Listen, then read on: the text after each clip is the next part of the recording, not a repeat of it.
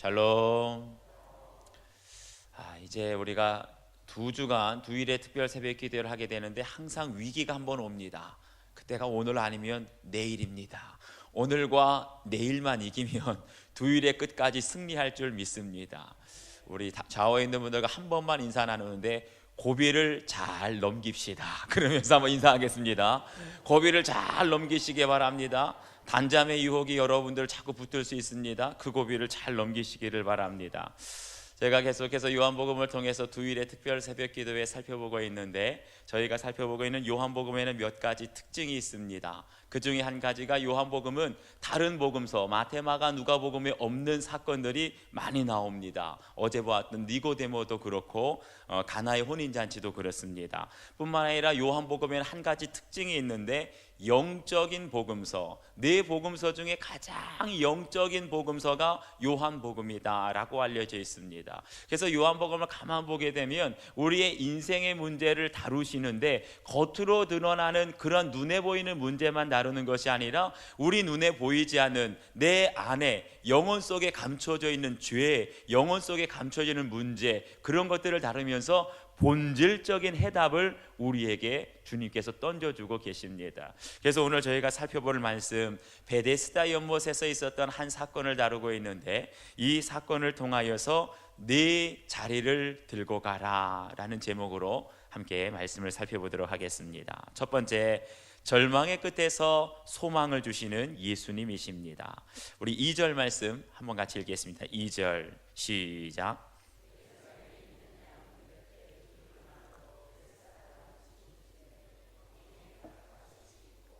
아멘. 여기 보니까 오늘 환자가 한 명 나옵니다. 나중에 다시 말하겠지만 그 환자의 병수가 벌써 38년이나 되었습니다. 그런데 이 환자가 낫게 된 그 상권, 장소가 어디냐? 바로 양문 곁에 있는 베데스다라는 하는 연못이다 라고 말하고 있어요. 성지순례를 가게 되면 예루살렘 성전에 문이 몇 군데 있는데 그 중에 꼭 가는 곳이 양문이라는 곳입니다. 왜 양문일까요? 양이 성전으로 들어갔다 해서 양문입니다.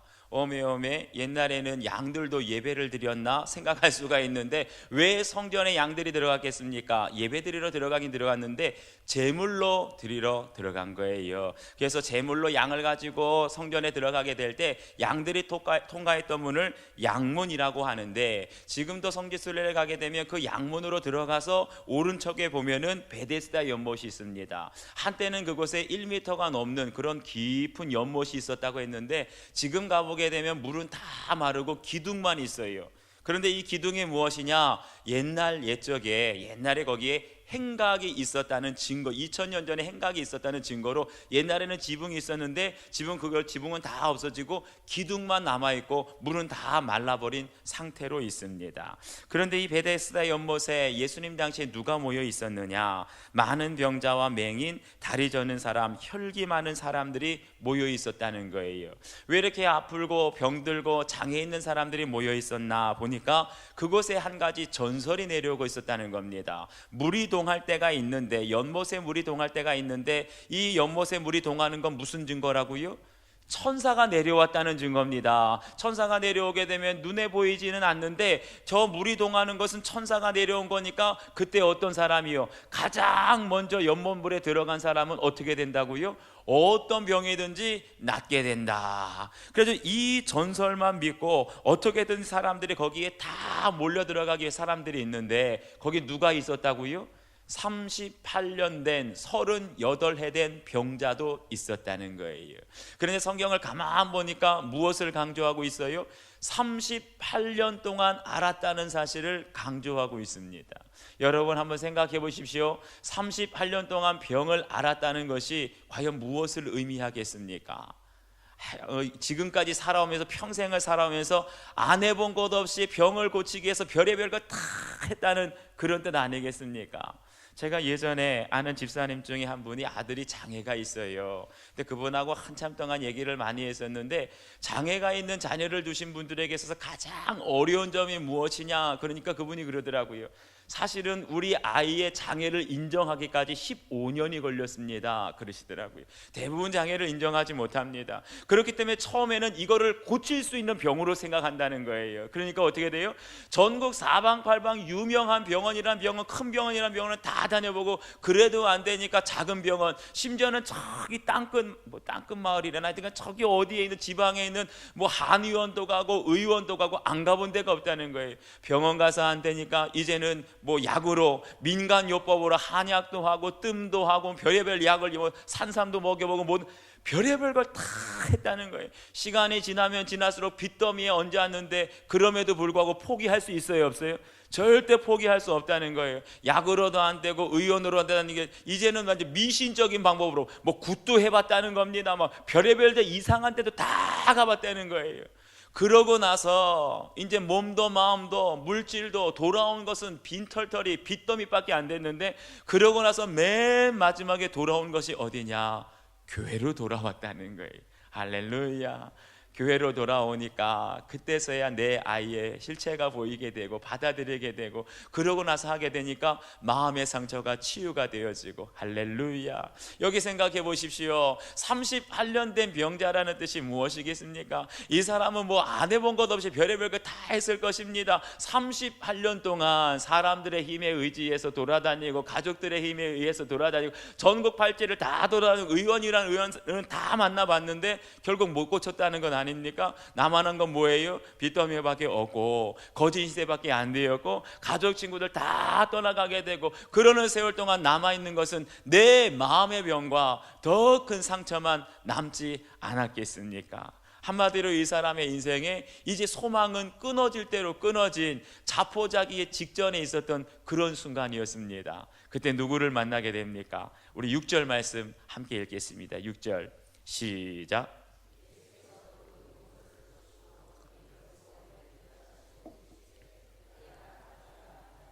아멘. 여기 보면 예수님께서 이 38년 된 병자에게 그 사람을 보는 순간 하나님 예수님께서는 아시는 거예요. 이 사람의 병세가 벌써 오래되었다는 거예요.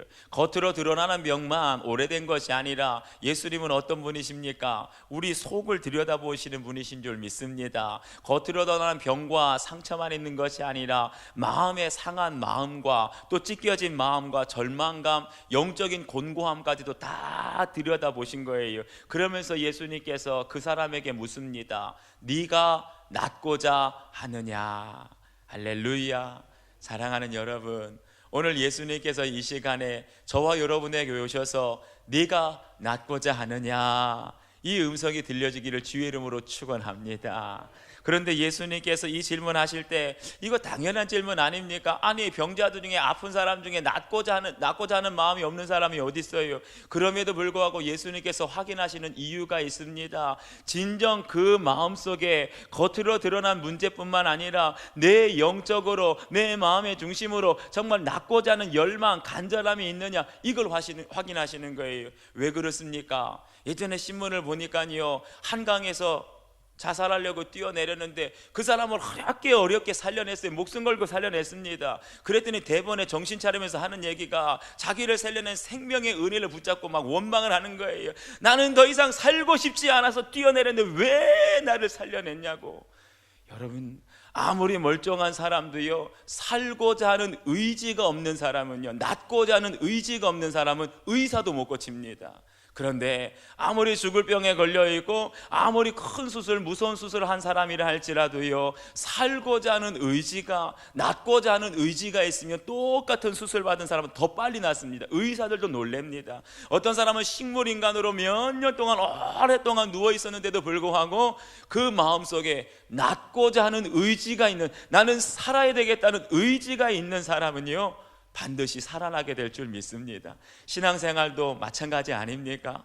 하나님께서 아무리 우리를 구원해 주시고 예수님이 아무리 우리를 고쳐주시려고 해도요 내 마음속에 믿음이 간절한 열망이 없다면 그 사람은 은혜가 임하지가 못해요. 고쳐질 수가 없는 겁니다. 내 마음속에 주여 낫고자 하나이다, 내가 고침받기를 원하이다, 내 모든 무너지고 깨어지고 상한 것들이 회복되기를 원하나이다. 그런 사람들에게 오늘도 예수님은 찾아와 주시고 만나 주시고 고쳐주시고 회복시켜 주실 줄 믿습니다. 사랑하는 여러분, 혹시 이 새벽에 이 38년 된 병자처럼 38년 동안 내가 해결되지 않는 문제가 있습니다. 그런 문제를 가지고 나오신 분 계십니까? 어떤 분들은 정말 병이 그러실 수 있어요. 남들이 알지 못하는 크든 작든 질병을 38년 동안 알아오면서 이제는 안 되겠다 포기하시는 분들도 계실 거고요. 어떤 분은 가정의 문제가 그러실 분이 계십니다. 저희 아내가 늘 하는 얘기가 있어요. 17년 동안 살았는데 어떻게 변하지가 않습니까? 여러분, 17년 동안 38년 동안 살아도 변하지 않는, 해결되지 않는 문제들이 여러분 가정에 있을 수 있고요. 어떤 분들은 경제적인 문제가 한번 부도를 크게 만나가지고 가정의 경제가 휘청하고 기울어졌는데 17년, 20년, 38년 동안 도저히 해결이 안 돼 이제는 자포자기한 상태에서 나온 성도들이 계십니까? 오늘 주님께서 여러분에게 말씀하십니다. 네가 낫고자 하느냐?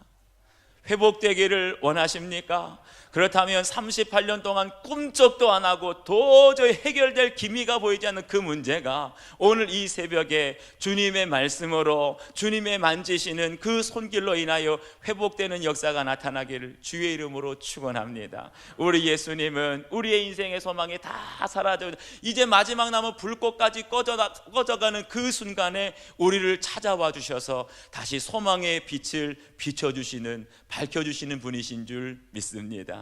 그분을 오늘 만나는 이 새벽에 되길 주의 이름으로 축원합니다. 두 번째는요, 근본적으로 문제를 해결해 주시는 예수님이십니다. 우리 7절 말씀 한번 다시 읽겠습니다. 7절 시작.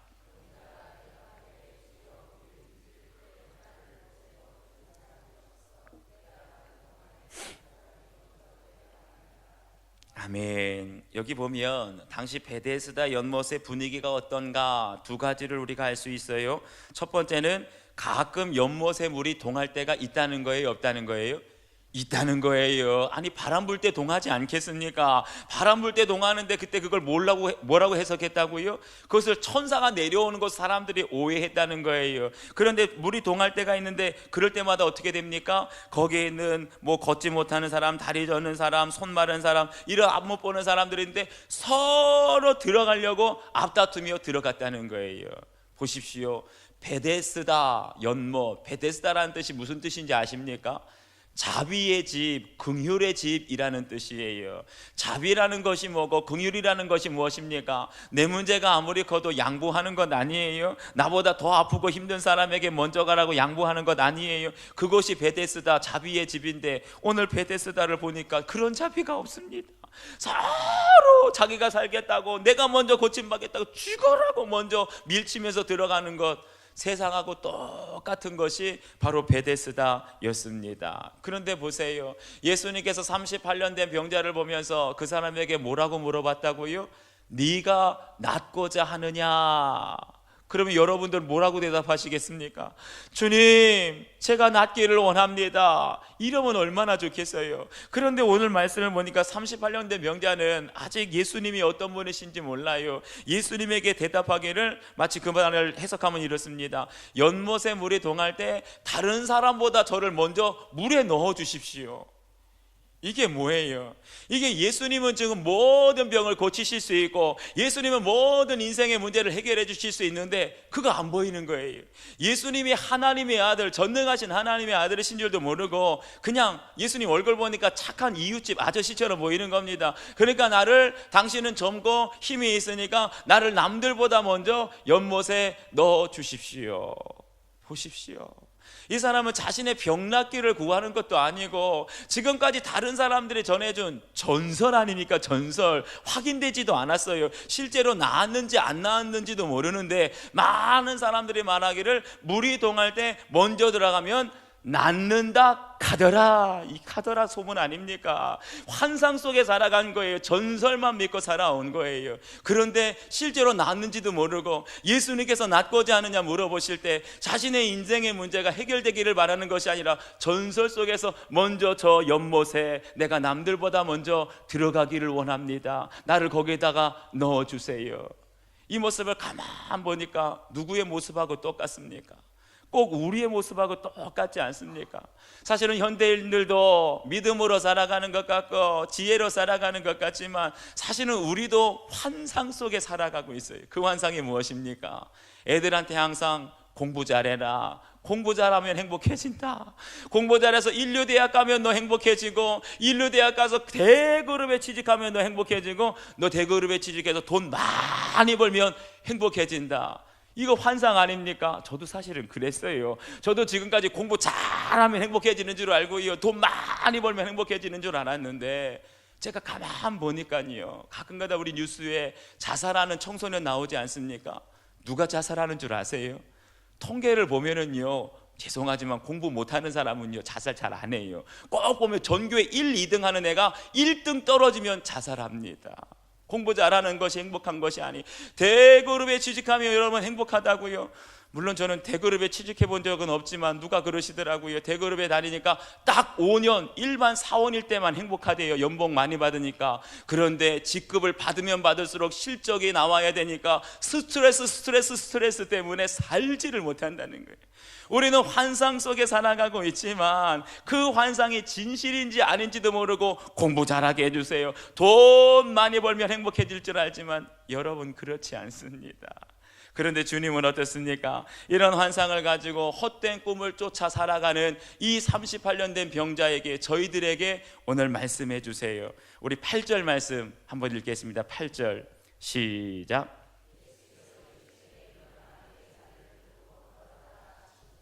아멘. 보십시오. 38년 된 병자, 헛된 꿈과 환상 속에 살아가는 사람은 뭐라고 구했습니까? 저를 남들보다 먼저 저 연못물에 넣어주십시오. 헛된 것을 구했어요. 그런데 예수님은 그 헛된 것을 응답해 주시는 것이 아니라 전혀 다른 처방을 하십니다. 뭐라고 말씀하세요? 일어나 내 자리를 들고 걸어가라. 할렐루야. 무엇입니까? 예수님은 우리의 인생의 본질적인 문제를 아시는 거예요. 어떻게 하면 우리가 행복해질 수 있는지를 아시는 거예요. 그 연못물에 100번 들어가도 인생의 문제가 해결됩니까? 병이 고쳐집니까? 그 사람이 행복해질 수 있습니까? 아니라는 거예요. 그 사람이 진정으로 문제를 해결하고 행복하려면 어떻게 해야 된다고요?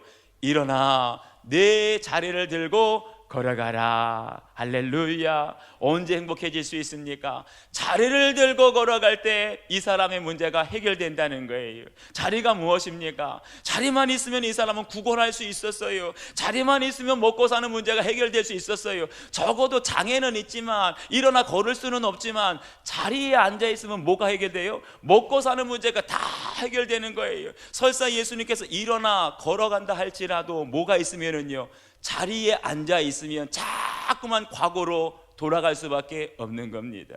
예수님께서 오늘 이 사람에게 뭐라 말합니까?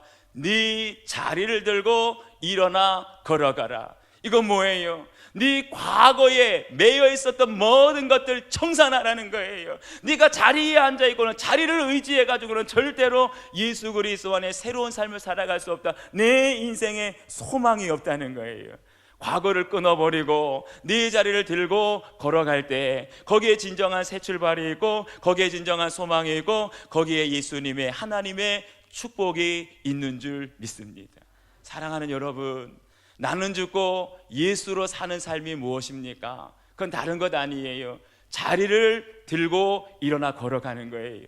예전에 내가 의지했던 재산, 내가 예전에 의지했던 학벌, 내가 예전에 의지했던 가족, 친구, 이 모든 것이 아니라 이제는 오직 누구만 의지하기를 원하십니까? 자리를 들고 주님만 의지하며 주님 바라보며 주님 앞으로 나아가기를 원합니다. 이제는 과거에 의존했던 모습들 깨끗하게 끊어버리고 또 끊어버리고 오직 예수 그리스도 안에 주님 바라보며 살아가게 될 때에 그 인생에 치유의 역사가 나타나게 될 것이고 회복의 역사가 나타나게 될 것이고 여러분 주님 주신 힘으로 일어나 걸어가게 되는 역사가 나타나게 될 줄 믿습니다. 기도하시겠습니다. 우리 오늘 공동기도 제목 함께 기도하시죠. 기도카드 공동기도 제목 열흘 동안 기도할 겁니다. 열흘 동안 10가지 기도하게 될 때 하나님 우리의 기도를 응답하여 주시옵소서.